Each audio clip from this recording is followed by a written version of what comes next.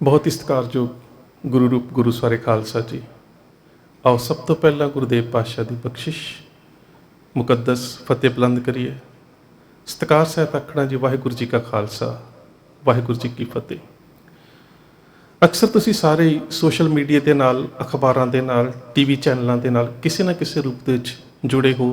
ਅਤੇ ਮੈਂ ਵੀ ਜੁੜਿਆ ਹਾਂ। ਔਰ ਇਹ ਖਬਰਾਂ ਜਿਹੜੀਆਂ ਨੇ ਅਕਸਰ ਆ ਰਹੀਆਂ ਨੇ, ਖਾਸ ਕਰਕੇ ਜਿਨ੍ਹਾਂ ਦਾ ਸੰਬੰਧ ਪੰਜਾਬ ਦੀ ਰਾਜਨੀਤੀ ਦੇ ਨਾਲ ਅਤੇ ਪੰਜਾਬ ਦੇ ਆਉਣ ਵਾਲੇ ਹਾਲਾਤਾਂ ਦੇ ਨਾਲ ਹੈ। ਸੋਸ਼ਲ ਮੀਡੀਆ ਦੇ ਉੱਪਰ ਜੁੜੇ ਹੋਏ ਬਹੁਤ ਸਾਰੇ ਸਾਡੇ ਜਰਨਲਿਸਟ ਜਾਂ ਅਖਬਾਰਾਂ ਦੇ ਵਿੱਚ ਵੀ ਲੇਖਾਂ ਦੇ ਰੂਪ ਦੇ ਵਿੱਚ ਕਿਤੇ ਨਾ ਕਿਤੇ ਇਹ ਗੱਲ ਵੇਖਣ ਦੇ ਵਿੱਚ ਸਾਹਮਣੇ ਆ ਰਹੀ ਹੈ ਕਿ ਪੰਜਾਬ ਦੇ ਵਿੱਚ ਰਾਸ਼ਟਰਪਤੀ ਰਾਜ ਲੱਗਣ ਦੀਆਂ ਕਿਆਸਰਾਈਆਂ ਕੀਤੀਆਂ ਜਾ ਰਹੀਆਂ ਜਾਂ ਸੰਭਾਵਨਾ ਜਤਾਈ ਜਾ ਰਹੀ ਹੈ ਕਿ ਹੋ ਸਕਦਾ ਪੰਜਾਬ ਦੇ ਵਿੱਚ ਰਾਸ਼ਟਰਪਤੀ ਰਾਜ ਲੱਗ ਜਾਵੇ। ਕਾਰਨ ਜਿਹੜਾ ਉਸ ਦਿਨ ਤੋਂ ਬਣਨਾ ਸ਼ੁਰੂ ਹੋ ਗਿਆ ਸੀ ਜਿਸ ਦਿਨ ਚੋਣ ਕਮਿਸ਼ਨ ਨੇ ਪੰਜਾਬ ਦੀਆਂ ਇਲੈਕਸ਼ਨਾਂ ਨਿਰਧਾਰਤ ਸਮੇਂ ਉੱਪਰ ਕਰਾਉਣ ਤੋਂ ਅਸਮਰੱਥਾ ਜਤਾਈ ਸੀ ਕਿ ਜਿਹੜੀਆਂ ਇਲੈਕਟ੍ਰੋਨਿਕ ਵੋਟਿੰਗ ਮਸ਼ੀਨ ਨੇ EVM, ਉਹਨਾਂ ਦੀ ਘਾਟ ਹੈ। ਸੋ ਜੇਕਰ ਇਹ ਮਹਿਜ਼ ਸੱਚਾਈ ਹੈ ਤਾਂ ਫਿਰ ਕੋਈ ਗੱਲ ਨਹੀਂ, 1-2 ਮਹੀਨੇ ਅੱਗੇ ਹੋ ਸਕਦੀਆਂ ਨੇ। ਪਰ ਜੇਕਰ ਇਸ ਦੇ ਪਿੱਛੇ ਸਰਕਾਰ ਦੀ ਜਾਂ ਕੇਂਦਰੀ ਸਰਕਾਰ ਦੀ ਕਹਿ ਸਕਦੇ ਹੋ ਕਿ ਮਨੋਦਸ਼ਾ ਜਾਂ ਮਾਨਸਿਕ ਤੌਰ 'ਤੇ ਤਿਆਰੀ ਇਹ ਹੈ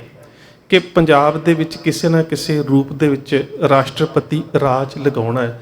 ਤਾਂ ਇਹ ਮੇਰੇ ਖਿਆਲ ਦੇ ਨਾਲ ਇਸ ਦਾ ਅਸਰ ਪੰਜਾਬ ਦੇ ਸਾਰੇ ਹੀ ਰਾਜਨੀਤਿਕ ਢਾਂਚੇ ਦੇ ਉੱਪਰ ਪਵੇਗਾ। ਕਿਸਾਨ ਸੰਘਰਸ਼ ਜਿਹੜਾ ਉਹ ਜ਼ੋਰ ਦੇ ਉੱਪਰ ਹੈ। ਬੇਸ਼ੱਕ ਕਿ 26 ਜਨਵਰੀ ਦੇ ਸਮੇਂ ਜਿਹੜਾ ਉਛਾਲ ਸੀ, ਹੌਲੀ ਹੌਲੀ ਜਿਹੜਾ ਸੀ ਉਹਦੇ ਵਿੱਚ ਇੱਕ ਤਰ੍ਹਾਂ ਦਾ ਜਵਾਲ ਆਇਆ ਹੈ, ਪਰ ਫਿਰ ਵੀ ਜਦੋਂ ਕਿਸਾਨ ਸੰਘਰਸ਼ ਨਾਲ ਜੁੜੀਆਂ ਜਥੇਬੰਦੀਆਂ ਦੇ ਵੱਲੋਂ ਕੋਈ ਇਵੇਂ ਦੀ ਕਾਲ ਜਾਂ ਇਵੇਂ ਦਾ ਐਲਾਨ ਕੀਤਾ ਜਾਂਦਾ ਹੈ ਜਿਹੜਾ ਪੰਜਾਬ ਦੇ ਲੋਕਾਂ ਨੂੰ ਜਾਂ ਨੌਜਵਾਨੀ ਨੂੰ ਲੱਗਦਾ ਹੈ ਕਿ ਕੇਂਦਰ ਦੇ ਉੱਪਰ ਦਬਾਅ ਬਣਾਉਣ ਦੇ ਵਾਸਤੇ ਇਹ ਇੱਕ ਸਾਰਥਕ ਯਤਨ ਹੈ, ਤਾਂ ਉਸੇ ਵੇਲੇ ਜਿਹੜੇ ਪੰਜਾਬ ਦੇ ਨੌਜਵਾਨ ਨੇ ਉਹ ਕਿਸਾਨ ਸੰਘਰਸ਼ ਨਾਲ ਜੁੜੀਆਂ ਹੋਈਆਂ ਜਥੇਬੰਦੀਆਂ ਦਾ ਸਾਥ ਦਿੰਦੇ ਨੇ। ਸੋ ਆ ਜਾ ਕੇ ਜੇ ਕਿਹਾ ਜਾਵੇ ਤਾਂ ਇਹ ਜਿਹੜੇ ਖੇਤੀ ਵਿਰੋਧੀ ਜਿਹੜੇ ਕਾਲੇ ਕਾਨੂੰਨ ਨੇ ਉਹ ਜਦੋਂ ਇਹ ਸਾਰਾ ਕੇਂਦਰ ਵੱਲੋਂ ਬਣਾਏ ਗਏ ਨੇ ਤਾਂ ਜਿੰਨੀਆਂ ਵੀ ਸੰਘਰਸ਼ੀਲ ਕਿਸਾਨਾਂ ਵਾਲੀਆਂ ਧਿਰਾਂ ਨੇ ਉਹਨਾਂ ਦਾ ਜਿਹੜਾ ਨਿਸ਼ਾਨਾ ਹੈ ਉਹ ਮੁੱਖ ਤੌਰ 'ਤੇ ਕੇਂਦਰੀ ਸਰਕਾਰ ਹੈ। ਹੁਣ ਜਦੋਂ ਪਿਛਲੇ ਕੁਝ ਦਿਨਾਂ ਤੋਂ ਜਿਸ ਤਰ੍ਹਾਂ ਦੇ ਪੰਜਾਬ ਦੇ ਵਿੱਚ ਹਾਲਾਤ ਬਣਦੇ ਜਾ ਰਹੇ ਨੇ, ਔਰ ਖਾਸ ਕਰਕੇ ਜੇ ਮੈਂ ਕਹਾਂ ਕਿ ਰਾਜਨੀਤਿਕ ਤੌਰ ਦੇ ਉੱਪਰ ਵਿਰੋਧ ਦੇ ਵਿੱਚੋਂ ਜਿਹੜੇ ਵਰਤਾਰੇ ਹਿੰਸਕ ਰੂਪ ਦੇ ਵਿੱਚ ਪ੍ਰਗਟ ਹੋ ਰਹੇ ਨੇ, ਜਿਹੜੇ ਹੌਲੀ ਹੌਲੀ ਕਿਤੇ ਨਾ ਕਿਤੇ ਇੱਕ ਤਰ੍ਹਾਂ ਦੀ ਭਰਾ ਮਾਰੂ ਜੰਗ ਨੂੰ ਜਨਮ ਦੇ ਰਹੇ ਨੇ, ਇਸ ਤੋਂ ਮਹਿਸੂਸ ਵੀ ਹੋ ਰਿਹਾ ਹੈ ਕਿ ਕਿਤੇ ਨਾ ਕਿਤੇ ਕੋਈ ਐਸੀ ਸਾਜ਼ਿਸ਼ੀ ਧਿਰ ਜ਼ਰੂਰ ਹੈ ਜਿਹੜੀ ਇਹ ਗੱਲ ਚਾਹੁੰਦੀ ਹੈ ਕਿ ਇਵੇਂ ਦੇ ਹਿੰਸਕ ਮਾਹੌਲ ਦੇ ਨਾਲ ਪੰਜਾਬ ਦਾ ਸਮੁੱਚਾ ਜਿਹੜਾ ਸਾਜ਼ਗਾਰ ਮਾਹੌਲ ਹੈ ਉਸ ਨੂੰ ਇਸ ਰੂਪ ਦੇ ਵਿੱਚ ਵਿਗਾੜਿਆ ਜਾ ਸਕੇ ਕਿ ਕੇਂਦਰ ਦੇ ਵੱਲੋਂ ਇੱਥੇ ਰਾਸ਼ਟਰਪਤੀ ਰਾਜ ਲਗਾਉਣ ਦਾ ਦਰਵਾਜ਼ਾ ਜਿਹੜਾ ਉਹ ਖੁੱਲ੍ਹ ਜਾਵੇ। ਬੇਸ਼ੱਕ ਅਕਾਲੀ ਦਲ ਨੇ ਆਪਣੀ 100 ਦਿਨਾਂ ਦੀ ਪੰਜਾਬ ਯਾਤਰਾ ਦਾ ਆਰੰਭ ਕੀਤਾ ਸੀ ਔਰ ਕੁਝ ਥਾਵਾਂ ਦੇ ਉੱਪਰ ਜਿਹੜਾ ਜਿਸ ਤਰ੍ਹਾਂ ਦਾ ਵਿਰੋਧ ਹੋਇਆ, ਬੇਸ਼ੱਕ ਕਿ ਪਹਿਲਾਂ ਜਿਹੜੀਆਂ ਕਿਸਾਨ ਜਥੇਬੰਦੀਆਂ ਸੀ, ਔਰ ਖਾਸ ਕਰਕੇ ਇਸ ਗੱਲ ਨੂੰ ਵੀ ਸਮਝਣਾ ਬਹੁਤ ਜ਼ਰੂਰੀ ਹੈ ਕਿ ਕਿਸਾਨ ਜਥੇਬੰਦੀਆਂ ਦੇ ਸੱਦੇ ਉੱਪਰ ਦਿੱਲੀ ਨੂੰ ਘੇਰ ਕੇ ਬੈਠੇ ਲੋਕਾਂ ਦੇ ਵਿੱਚ ਵੀ ਅਕਾਲੀ ਵੀ ਨੇ, ਕਾਂਗਰਸੀ ਵੀ ਨੇ, ਆਪ ਵਾਲੇ ਵੀ ਨੇ। ਇਸੇ ਤਰ੍ਹਾਂ ਜੇਕਰ ਰਾਜਨੀਤਿਕ ਪਾਰਟੀਆਂ ਦੇ ਵਿੱਚ ਵੇਖੀਏ ਤਾਂ ਹਰ ਰਾਜਨੀਤਿਕ ਪਾਰਟੀ ਦੇ ਵਿੱਚ ਕਿਸਾਨ ਵੀ ਨੇ। ਭਾਵ ਇਹ ਹੈ ਕਿ ਜੇਕਰ ਅਸੀਂ ਬੜੇ ਸਹਿਜ ਔਰ ਸੰਜਮ ਤੋਂ ਕੰਮ ਨਾ ਲਿਆ ਤਾਂ ਕਿਤੇ ਨਾ ਕਿਤੇ ਇਹ ਜਿਹੜੀ ਪੰਜਾਬ ਦੇ ਵਿੱਚ ਪੈਦਾ ਹੋ ਰਿਹਾ ਹਿੰਸਕ ਵਰਤਾਰਾ ਹੈ ਇਹ ਭਰਾ ਮਾਰੂ ਜੰਗ ਦੇ ਵਿੱਚ ਬਹੁਤ ਛੇਤੀ ਬਦਲ ਸਕਦਾ ਹੈ। ਕਿਉਂਕਿ ਤੁਸੀਂ 2-3 ਦਿਨਾਂ ਦੇ ਵਿੱਚ ਵੇਖਿਆ ਕਿ ਜਿਸ ਤਰ੍ਹਾਂ ਦੀ ਸ਼ਬਦਾਵਲੀ ਦੋਹਾਂ ਧਿਰਾਂ ਦੇ ਵੱਲੋਂ ਇੱਕ ਦੂਜੇ ਦੇ ਪ੍ਰਤੀ ਵਰਤੀ ਜਾ ਰਹੀ ਹੈ, ਕਿਤੇ ਨਾ ਕਿਤੇ ਕੇਂਦਰੀ ਸਰਕਾਰ ਨੂੰ ਪੰਜਾਬ ਦੇ ਵਿੱਚ ਇਹਨਾਂ ਰਾਜਸੀ ਧਿਰਾਂ ਨੂੰ ਲਾਂਭੇ ਕਰਕੇ ਆਪਣੀ ਹਕੂਮਤ ਪੈਦਾ ਕਰਨ ਦਾ ਇੱਕ ਦਰਵਾਜ਼ਾ ਜਿਹੜਾ ਉਹ ਜ਼ਰੂਰ ਖੁੱਲ੍ਹ ਜਾਵੇਗਾ। ਦੂਜੀ ਜਿਹੜੀ ਸਭ ਤੋਂ ਅਹਿਮ ਗੱਲ ਹੈ, ਜਿਸ ਤਰ੍ਹਾਂ ਮੈਂ ਪਹਿਲਾਂ ਵੀ ਗੱਲ ਕੀਤੀ ਸੀ ਕਿ ਅਕਾਲੀ ਦਲ ਨੇ 100 ਦਿਨਾਂ ਦੀ ਯਾਤਰਾ ਦਾ ਐਲਾਨ ਕੀਤਾ ਸੀ, ਉਸ ਤੋਂ ਬਾਅਦ ਹਿੰਸਕ ਵਰਤਾਰੇ ਜਿਹੜੇ ਵਾਪਰੇ ਜਿਹਦੇ ਵਿੱਚ ਪੰਜਾਬ ਦੀ ਸਰਕਾਰ ਨੂੰ ਵੀ ਦੋਸ਼ ਮੁਕਤ ਨਹੀਂ ਕੀਤਾ ਜਾ ਸਕਦਾ, ਕਿਉਂਕਿ ਜੋ ਕੁਛ ਉੱਥੇ ਹੋਇਆ ਜਾਂ ਜੋ ਕੁਛ ਪੁਲਿਸ ਦੇ ਵੱਲੋਂ ਕੀਤਾ ਗਿਆ ਉਹ ਸੂਬੇ ਦੀ ਜਿਹੜੀ ਸਰਕਾਰ ਹੁੰਦੀ ਹੈ ਜਾਂ ਜਿਹੜੀ ਸੂਬਾਈ ਹਕੂਮਤ ਹੁੰਦੀ ਹੈ ਉਹਦੇ ਹੁਕਮ ਤੋਂ ਬਿਨਾਂ ਨਹੀਂ ਹੁੰਦਾ। ਸੋ ਜੋ ਕੁਛ ਉੱਥੇ ਹੋਇਆ ਉਹਦੇ ਨਾਲ ਹੋ ਕੀ ਰਿਹਾ ਹੈ ਕਿ ਆ ਜਾ ਕੇ ਪੰਜਾਬ ਦਾ ਜਿਹੜਾ ਮਾਹੌਲ ਹੈ ਉਹ ਖਰਾਬ ਹੁੰਦਾ ਜਾ ਰਿਹਾ। ਤੇ ਜਿਹੜੇ ਸਾਡੇ ਵੀਰ ਕਿਸਾਨੀ ਸੰਘਰਸ਼ ਦੇ ਨਾਲ ਜੁੜ ਕੇ ਰਾਜਨੀਤਿਕ ਧਿਰਾਂ ਦਾ ਵਿਰੋਧ ਕਰ ਰਹੇ ਨੇ, ਦਰਅਸਲ ਕਿਤੇ ਨਾ ਕਿਤੇ ਉਹਨਾਂ ਦੇ ਸਾਹਮਣੇ ਵੀ ਇੱਕ ਆਉਣ ਵਾਲੀ ਸਮੱਸਿਆ ਇਹ ਹੈ ਕਿ ਮੇਰੇ ਖਿਆਲ ਦੇ ਨਾਲ ਕਿਸਾਨ ਸੰਘਰਸ਼ ਇੱਕ ਐਸਾ ਸੰਘਰਸ਼ ਹੋ ਨਿਬੜਿਆ ਹੁਣ ਦੇ ਸਮੇਂ ਤੱਕ ਜਿਸ ਨੂੰ ਸਭ ਤੋਂ ਵੱਧ ਲੋਕਾਂ ਨੇ ਰਾਜਨੀਤਿਕ ਧਿਰ ਤੋਂ ਉੱਪਰ ਉੱਠ ਕੇ ਜਿਹੜਾ ਸੀਗਾ ਉਹ ਸਮਰਥਨ ਦਿੱਤਾ ਹੈ, ਉਹ ਸਹਿਯੋਗ ਦਿੱਤਾ ਹੈ। ਪਰ ਜਦੋਂ ਹੁਣ ਬਹੁਤ ਸਾਰੇ ਕਿਸਾਨ ਆਗੂ ਇਹ ਸਮਝਦੇ ਵੀ ਨੇ ਕਿ ਰਾਜਨੀਤਿਕ ਸੱਤਾ ਦੀ ਤਬਦੀਲੀ ਤੋਂ ਬਿਨਾਂ ਲੰਬੇ ਸਮੇਂ ਵਾਸਤੇ ਜਿਹੜੇ ਕਿਸਾਨ ਨੇ ਉਹਨਾਂ ਦੇ ਹੱਕਾਂ ਦੇ ਉੱਪਰ ਪੈਣ ਵਾਲੇ ਡਾਕੇ ਨੂੰ ਨਹੀਂ ਰੋਕਿਆ ਜਾ ਸਕਦਾ, ਤਾਂ ਮੇਰੇ ਖਿਆਲ ਦੇ ਨਾਲ ਇੱਕ ਬਹੁਤ ਵੱਡਾ ਡਰਾਬੈਕ ਰਿਹਾ ਇਸ ਧਿਰ ਦੇ ਵਿੱਚ ਕਿ ਉਹਨਾਂ ਨੇ ਆਪਣੇ ਰਾਜਨੀਤਿਕ ਮੁਹਾਜ਼ ਨੂੰ ਖੋਲ੍ਹਣ ਦਾ ਯਤਨ ਨਹੀਂ ਕੀਤਾ। ਬੇਸ਼ੱਕ ਹਰਿਆਣਾ ਕਿਸਾਨ ਯੂਨੀਅਨ ਨਾਲ ਸੰਬੰਧਿਤ ਗੁਰਨਾਮ ਸਿੰਘ ਚੜੂਣੀ ਨਿੱਜੀ ਤੌਰ ਤੇ ਮੇਰੇ ਵਿਚਾਰਧਾਰਕ ਮਤਭੇਦ ਹੋ ਸਕਦੇ ਨੇ, ਪਰ ਉਹਨਾਂ ਨੇ ਇੱਕ ਸ਼ੁਰੂਆਤ ਕੀਤੀ ਸੀ ਕਿ ਜੇਕਰ ਅਸੀਂ ਲੰਬੇ ਸਮੇਂ ਵਾਸਤੇ ਕਿਸਾਨਾਂ ਦੀਆਂ ਸਮੱਸਿਆਵਾਂ ਦਾ ਹੱਲ ਚਾਹੁੰਦੇ ਹਾਂ ਤਾਂ ਸਾਨੂੰ ਕਿਸੇ ਨਾ ਕਿਸੇ ਰੂਪ ਦੇ ਵਿੱਚ ਖੇਤਰੀ ਪੱਧਰ ਦੇ ਉੱਪਰ ਜਿਹੜੀਆਂ ਪਹਿਲੀਆਂ ਰਵਾਇਤੀ ਪਾਰਟੀਆਂ ਨੇ ਉਹਨਾਂ ਤੋਂ ਹਟ ਕੇ ਰਾਜਨੀਤੀ ਦੇ ਵਿੱਚ ਆਉਣਾ ਪਵੇਗਾ। ਪਰ ਕਿਸਾਨ ਜਥੇਬੰਦੀਆਂ ਦਾ ਆਪਸ ਦੇ ਵਿੱਚ ਹੀ ਇਸ ਗੱਲ ਤੋਂ ਵਿਰੋਧਾਭਾਸ ਹੋ ਗਿਆ ਤੇ ਜਿਹੜਾ ਮੇਰੇ ਖਿਆਲ ਦੇ ਨਾਲ ਉਹਨਾਂ ਨੇ ਇੱਕ ਤੈਅ ਕੀਤਾ ਨਿਸ਼ਾਨਾ ਸੀ, ਉਹਨਾਂ ਨੂੰ ਵੀ ਉਸ ਤੋਂ ਜਿਹੜੀ ਉਹ ਦੜ ਵੱਟਣੀ ਪਈ। ਪਰ ਜਦੋਂ ਬੰਗਾਲ ਦੇ ਵਿੱਚ ਇਲੈਕਸ਼ਨ ਹੋਈ ਉਦੋਂ ਵੀ ਕਿਸਾਨ ਸੰਘਰਸ਼ ਦਾ ਰੁਖ ਰਾਜਨੀਤਿਕ ਰਿਹਾ, ਹੁਣ ਉੱਤਰ ਪ੍ਰਦੇਸ਼ ਦੇ ਵਿੱਚ ਵੀ ਰਾਜਨੀਤਿਕ ਹੈ, ਪਰ ਪੰਜਾਬ ਦੇ ਵਿੱਚ ਜਿਹੜੀਆਂ ਕਿਸਾਨੀ ਨਾਲ ਸੰਬੰਧਿਤ ਸੰਘਰਸ਼ੀਲ ਧਿਰਾਂ ਨੇ ਉਹ ਅਜੇ ਤੱਕ ਆਪਣੀ ਰਣਨੀਤੀ ਜਿਹੜੀ ਹੈ ਉਹ ਨਹੀਂ ਉਲੀਕ ਸਕੀਆਂ, ਜਿਸ ਕਰਕੇ ਮੇਰੇ ਖਿਆਲ ਦੇ ਨਾਲ ਇਹ ਸਮੱਸਿਆ ਦਿਨੋਂ ਦਿਨ ਜਿਹੜੀ ਹੈ ਉਹ ਵੱਧਦੀ ਜਾ ਰਹੀ ਹੈ। ਕਿਉਂਕਿ ਕਾਂਗਰਸ ਦੀ ਸਰਕਾਰ ਹੈ ਸੂਬੇ ਦੇ ਵਿੱਚ, ਜਦੋਂ ਕੁਝ ਵੀ ਐਵੇਂ ਦੀ ਗੱਲ ਹੁੰਦੀ ਹੈ ਕਿਉਂਕਿ ਮੁੱਖ ਵਿਰੋਧ ਜਿਹੜਾ ਉਹ ਭਾਜਪਾ ਦਾ ਕੀਤਾ ਜਾਂਦਾ ਹੈ।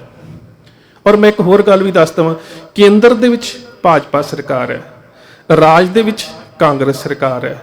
ਅਕਾਲੀ ਭਾਜਪਾ ਗਠਬੰਧਨ ਟੁੱਟ ਚੁੱਕਾ ਹੈ। ਅਕਾਲੀ ਦਲ ਦੇ ਵਾਸਤੇ ਸਮੱਸਿਆਵਾਂ ਬਹੁਤ ਸਾਰੀਆਂ ਨੇ ਕਿਉਂਕਿ ਪਿਛਲੇ ਸਮੇਂ ਦੇ ਵਿੱਚ ਜਿਹੜੀ ਉਹਨਾਂ ਦੀ ਹਕੂਮਤ ਰਹੀ ਹੈ ਉਹਦੇ ਵਿੱਚ ਉਹਨਾਂ ਦੇ ਉੱਪਰ ਜਿਹੜੇ ਲੱਗ ਰਹੇ ਦੋਸ਼ ਨੇ ਉਹਨਾਂ ਨੂੰ ਲੈ ਕੇ ਦੁਬਾਰਾ ਲੋਕਾਂ ਦੇ ਵਿੱਚ ਆਉਣਾ ਕੋਈ ਇੰਨਾ ਸੌਖਾ ਵੀ ਨਹੀਂ ਸੀ। ਪਰ ਸਭ ਤੋਂ ਅਹਿਮ ਗੱਲ ਹੈ ਕਿ ਪਹਿਲਾ ਜਿਹੜਾ ਸਾਡਾ ਵਿਰੋਧ ਕਰਨਾ ਬਣਦਾ ਉਹ ਹੈ ਕੇਂਦਰ ਦੀ ਹਕੂਮਤ ਦਾ, ਕਿਉਂਕਿ ਜਿੱਥੋਂ ਉਹ ਜਿਹੜੇ ਕਾਨੂੰਨ ਨੇ ਉਹ ਲਾਗੂ ਹੋਏ ਨੇ। ਦੂਜੀ ਗੱਲ ਆ ਜਾਂਦੀ ਰਾਜਨੀਤਿਕ ਸਰਕਾਰਾਂ ਤੇ ਰਾਜਸੀ ਧਿਰਾਂ ਦੇ ਉੱਪਰ। ਇਹਦੇ 'ਚ ਕੋਈ ਸ਼ੱਕ ਨਹੀਂ, ਚਾਹੇ ਕਾਂਗਰਸ ਹੈ, ਚਾਹੇ ਅਕਾਲੀ ਦਲ ਹੈ, ਚਾਹੇ ਪੰਜਾਬ ਦੀ ਕੋਈ ਹੋਰ ਰਾਜਨੀਤਿਕ ਧਿਰ ਹੋਵੇ, ਕਿਸਾਨ ਜਥੇਬੰਦੀਆਂ ਦੇ ਇਸ ਵੱਡੇ ਸੰਘਰਸ਼ ਦੇ ਵਿੱਚ ਉਹਨਾਂ ਨੂੰ ਕਿਸਾਨਾਂ ਦੀਆਂ ਮੰਗਾਂ ਦੇ ਪ੍ਰਤੀ ਜਵਾਬਦੇਹ ਜ਼ਰੂਰ ਹੋਣਾ ਪਵੇਗਾ। ਪਰ ਫਿਰ ਦੂਜੀ ਸਮੱਸਿਆ ਸਾਹਮਣੇ ਇੱਕ ਹੋਰ ਆ ਜਾਂਦੀ ਹੈ ਕਿ ਜਦੋਂ ਜਵਾਬਦੇਹ ਹੋਣ ਦੀ ਗੱਲ ਕੀਤੀ ਜਾਂਦੀ ਹੈ ਤੇ ਕਿਸਾਨ ਜਥੇਬੰਦੀਆਂ ਵੱਲੋਂ ਇਵੇਂ ਦਾ ਕੇਡਰ ਤਿਆਰ ਨਹੀਂ ਕੀਤਾ ਗਿਆ ਜਿਹੜਾ 5 ਜਾਂ 10 ਦੀ ਗਿਣਤੀ ਦੇ ਵਿੱਚ ਹੋਵੇ ਤੇ ਰਾਜਨੀਤਿਕ ਲੀਡਰਾਂ ਨੂੰ ਜਾ ਕੇ ਸਵਾਲ ਕਰ ਸਕੇ। ਪਰ ਜਿਹੜਾ ਕੇਡਰ ਮੈਂ ਸੋਚਦਾ ਉਹ ਕੇਡਰ ਹੁੰਦਾ ਹੀ ਨਹੀਂ, ਕਈ ਵਾਰੀ ਸਾਡੇ ਜੋਸ਼ 'ਚ ਆਏ ਨੌਜਵਾਨ ਹੁੰਦੇ ਨੇ ਔਰ ਇਹ ਵਰਤਾਰਾ ਇਵੇਂ ਵੱਡੇ ਸੰਘਰਸ਼ਾਂ ਦੇ ਵਿੱਚ ਅਕਸਰ ਵਾਪਰ ਜਾਂਦਾ ਹੈ। ਸੋ ਇਹ ਜਿਹੜੇ ਸਾਡੇ ਜੋਸ਼ ਦੇ ਵਿੱਚ ਆਏ ਨੌਜਵਾਨ ਹੁੰਦੇ ਨੇ ਉਹ ਆਪਣੇ ਸਿਰ ਬਸਿਰ ਆਪ ਕੋਈ ਨਾ ਕੋਈ ਇਵੇਂ ਦੀ ਕਾਰਵਾਈ ਪਾ ਲੈਂਦੇ ਨੇ ਜਿਸ ਤਰ੍ਹਾਂ ਕੁਝ ਦਿਨਾਂ ਤੋਂ ਵੇਖਣ ਦੇ ਵਿੱਚ ਆ ਰਿਹਾ ਹੈ। ਤੇ ਇਹਦੇ ਨਾਲ ਜਿਹੜਾ ਮਾਹੌਲ ਜਿਸ ਤਰ੍ਹਾਂ ਦਾ ਬਣਦਾ ਜਾ ਰਿਹਾ ਹੈ ਇਹਦੇ ਨਾਲ 2-3 ਫਾਇਦੇ ਭਾਜਪਾ ਨੂੰ ਹੀ ਹੋਣਗੇ। ਪਹਿਲੀ ਗੱਲ ਤੇ ਇਹ ਹੈ ਕਿ ਜਿਹੜਾ ਮੁੱਖ ਵਿਰੋਧ ਦਾ ਕੇਂਦਰ ਹੈ ਉਹ ਕੇਂਦਰੀ ਸੱਤਾ ਤੋਂ ਹਟ ਕੇ ਰਾਜ ਸੱਤਾ ਵੱਲ ਕੇਂਦਰਿਤ ਹੋ ਜਾਵੇਗਾ। ਦੂਸਰੀ ਗੱਲ ਇਹ ਹੋਵੇਗੀ ਕਿ ਜਿੰਨੇ ਵੀ ਅਸੀਂ ਰਾਜ ਦੇ ਤੌਰ ਤੇ ਇੱਕ ਖਿੱਤੇ ਦੇ ਵਿੱਚ ਅਸੀਂ ਜਿੰਨੇ ਵੀ ਪ੍ਰੋਗਰਾਮ ਦੇਵਾਂਗੇ ਕਿ ਇੱਥੇ ਇਸ ਪਾਰਟੀ ਦਾ ਵਿਰੋਧ ਕਰਨਾ, ਇੱਥੇ ਇਸ ਪਾਰਟੀ ਦਾ ਵਿਰੋਧ ਕਰਨਾ, ਉਹਦੇ ਨਾਲ ਜਿਹੜੀ ਸਾਡੀ ਸਾਂਝੇ ਮੋਰਚੇ ਦੀ ਦਿੱਲੀ ਦੇ ਖਿਲਾਫ ਜਿਹੜੀ ਸ਼ਕਤੀ ਹੈ ਉਹ ਹੌਲੀ ਹੌਲੀ ਕਮਜ਼ੋਰ ਪੈਂਦੀ ਜਾਵੇਗੀ। ਤੇ ਜਿਹੜੇ ਵਰਤਾਰੇ ਵਾਪਰ ਰਹੇ ਨੇ, ਜੇਕਰ ਇਹਨਾਂ ਸਾਰੇ ਵਾਪਰ ਰਹੇ ਵਰਤਾਰਿਆਂ ਦੇ ਮੱਦੇ ਨਜ਼ਰ ਕੇਂਦਰ ਸਰਕਾਰ ਨੂੰ ਪੰਜਾਬ ਦੇ ਵਿੱਚ ਰਾਸ਼ਟਰਪਤੀ ਰਾਜ ਲਾਉਣ ਦਾ ਕਹਿ ਸਕਦੇ ਹੋ ਕਿ ਬਹਾਨਾ ਮਿਲ ਜਾਂਦਾ ਹੈ ਤੇ ਇਹਦਾ ਸਭ ਤੋਂ ਵੱਧ ਫਾਇਦਾ ਵੀ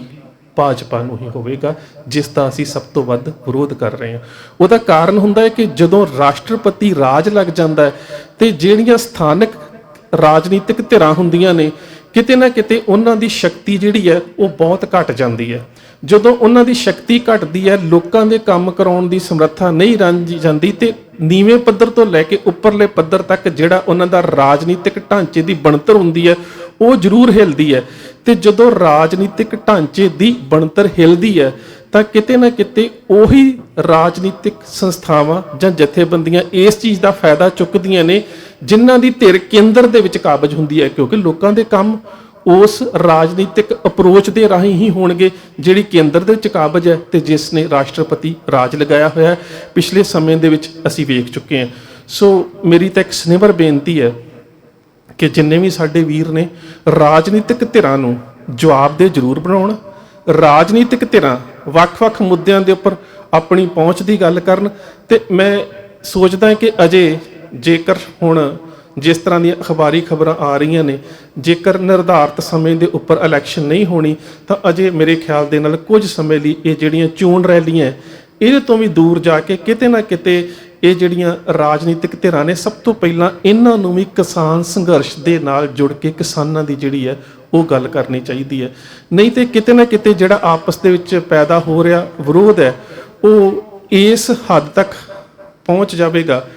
ਕਿ ਜੇਕਰ ਇਹ ਹਿੰਸਕ ਵਰਤਾਰੇ ਜਿਹੜੇ ਨੇ ਇਹ ਇਸੇ ਤਰ੍ਹਾਂ ਹੀ ਵਾਪਰਦੇ ਰਹੇ ਤੇ ਪੰਜਾਬ ਦੇ ਵਿੱਚ ਜੇਕਰ ਰਾਸ਼ਟਰਪਤੀ ਰਾਜ ਆਉਂਦਾ ਹੈ ਤੇ ਮੈਂ ਪਹਿਲਾਂ ਵੀ ਗੱਲ ਕਹੀ ਸੀ ਕਿ ਉਹੀ ਤਰ੍ਹਾਂ ਫਾਇਦਾ ਲੈਣਗੀਆਂ ਜਿਨ੍ਹਾਂ ਦੀ ਕੇਂਦਰ ਦੇ ਨਾਲ ਸਿੱਧੀ ਸਾਂਝ ਹੋਵੇਗੀ।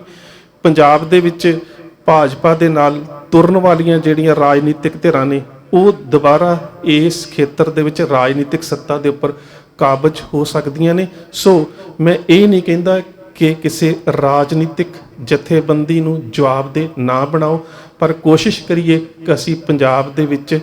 ਆਪਣੀ ਭਾਈਚਾਰਕ, ਪੇਂਡੂ, ਪਰਿਵਾਰਕ, ਜਥੇਬੰਦਕ ਸਾਂਝ ਜਿਹੜੀ ਹੈ ਉਹ ਖਰਾਬ ਨਾ ਕਰੀਏ। ਕਿਉਂਕਿ ਜਿੱਥੋਂ ਮੈਂ ਪਹਿਲਾਂ ਗੱਲ ਕੀਤੀ ਸੀ ਕਿ ਕਿਸਾਨਾਂ ਦੇ ਵਿੱਚ ਅਕਾਲੀ ਵੀ ਨੇ, ਕਾਂਗਰਸੀ ਵੀ ਨੇ, ਆਪ ਵਾਲੇ ਵੀ ਨੇ। ਇਸੇ ਤਰ੍ਹਾਂ ਆਪ ਵਾਲੇ, ਕਾਂਗਰਸੀ ਜਾਂ ਅਕਾਲੀ ਇਹ ਕਿਸਾਨ ਵੀ ਨੇ। ਸੋ ਇਹਨਾਂ ਦੋਹਾਂ ਚੀਜ਼ਾਂ ਨੂੰ ਅਸੀਂ ਵੱਖ ਕਰਕੇ ਨਹੀਂ ਵੇਖ ਸਕਦੇ। ਕੋਸ਼ਿਸ਼ ਕਰੀਏ ਕਿ ਅਸੀਂ ਮਾਹੌਲ ਇਵੇਂ ਦਾ ਬਣਾ ਕੇ ਰੱਖੀਏ ਕਿ ਜੇ ਪੰਜਾਬ ਦੇ ਵਿੱਚ ਕੋਈ ਰਾਜਸੀ ਬਦਲ ਆਉਂਦਾ ਵੀ ਹੈ ਤਾਂ ਉਹ ਇੰਨਾ ਨਰੋਆ ਹੋਵੇ ਕਿ ਪੰਜਾਬ ਦੇ ਲੋਕਾਂ ਦੀਆਂ ਹੱਕੀ ਮੰਗਾਂ ਦੀ ਜਿਹੜੀ ਗੱਲ ਉਹ ਕੀਤੀ ਜਾ ਸਕੇ ਤੇ ਲੋਕਾਂ ਦੇ ਹੱਕਾਂ ਦੇ ਨਾਲ ਇਨਸਾਫ ਕੀਤਾ ਜਾ ਸਕੇ। ਸੋ ਇੰਨੀਆਂ ਬੇਨਤੀਆਂ ਪ੍ਰਵਾਨ। ਫਤਿਹ ਦੀ ਸਾਂਝ, ਪਿਆਰ ਸਹਿਤ ਆਖਣਾ ਜੀ। ਵਾਹਿਗੁਰੂ ਜੀ ਕਾ ਖਾਲਸਾ, ਵਾਹਿਗੁਰੂ ਜੀ ਕੀ ਫਤਿਹ।